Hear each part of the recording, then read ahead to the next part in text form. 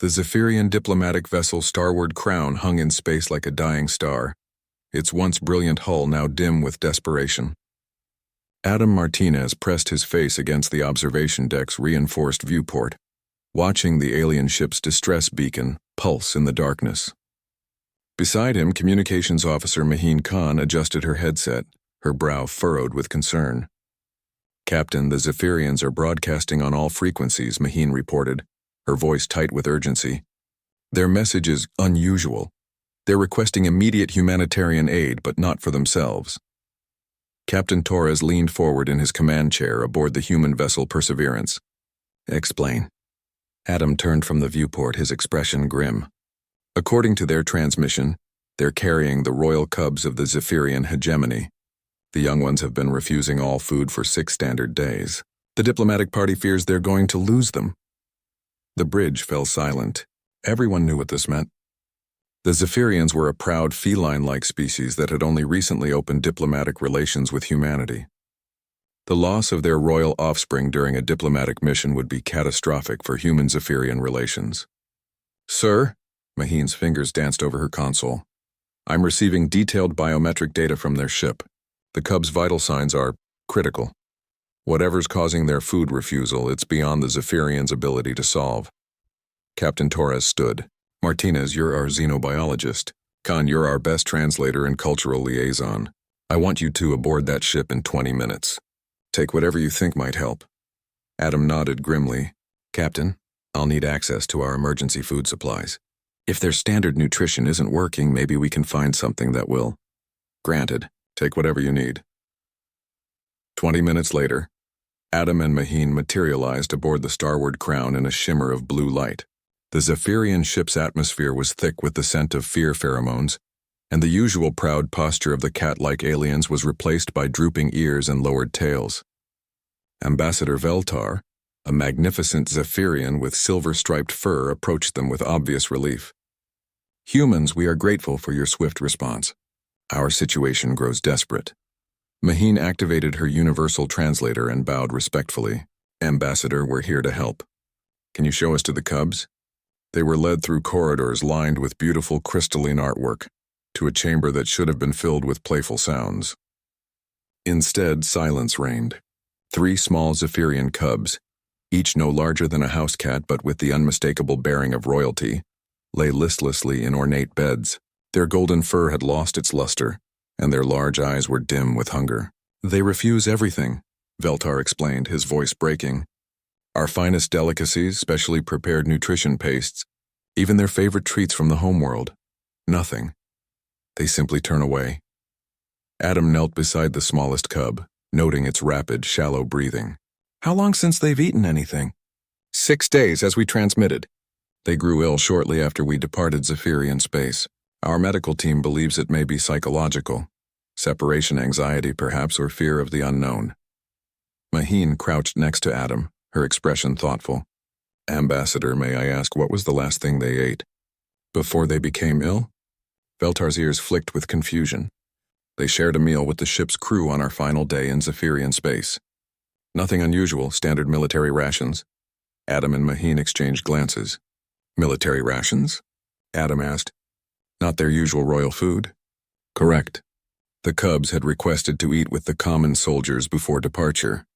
It was unprecedented, but we indulged them." Understanding dawned on Maheen's face.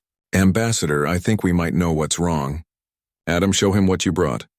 Adam opened his pack and withdrew several sealed packages marked with human military insignia. "Combat rations, MREs, meals ready to eat. Not exactly gourmet, but they've kept human soldiers fed in the worst conditions imaginable." Veltar looked puzzled. "You believe our royal cubs will eat soldier food?" "Not just any soldier food," Maheen explained gently. "They ate with your soldiers before leaving home."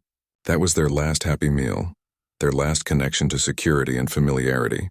Now surrounded by strange sights and smells, formal royal treatment might be making them feel more isolated, not less. Adam opened one of the MREs, beef stew with vegetables. The simple, honest aroma filled the chamber. To his amazement, the smallest cub's nose twitched, and its head turned toward the food for the first time in days.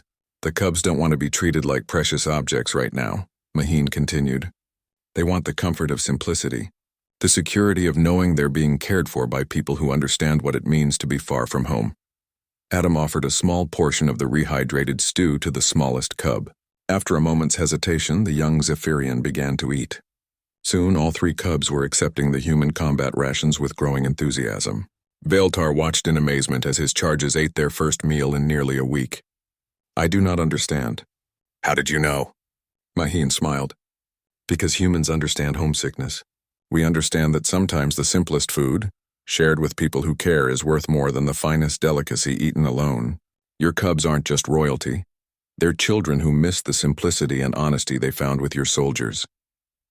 Over the following days, the cubs continued to recover on a diet of human MREs supplemented with Zephyrian nutrition enhancers. Adam and Maheen remained aboard to monitor their progress, but more importantly, they sat with the cubs during meals, telling stories of Earth and human adventures among the stars. The youngest cub, who had grown particularly attached to Maheen, climbed into her lap one evening as she shared a pouch of human applesauce. "The small ones say you taste like home," Veltar translated, his voice thick with emotion. When the Starward Crown finally docked at Zephyrian Prime, the cubs were healthy and playful once again. As they prepared to disembark, the smallest cub pressed something into Adam's hand, a small crystal pendant clearly valuable. "A gift," Veltar explained, "from one soldier to another. They say you fight hunger like they will someday fight for their people." Adam looked at the simple crystal, then at the MRE wrapper still clutched in his other hand. Sometimes, he thought, the most important battles weren't fought with weapons but with understanding, and sometimes the most sophisticated diplomatic crisis could be solved with the most basic human instinct of all, sharing a meal with those who needed comfort.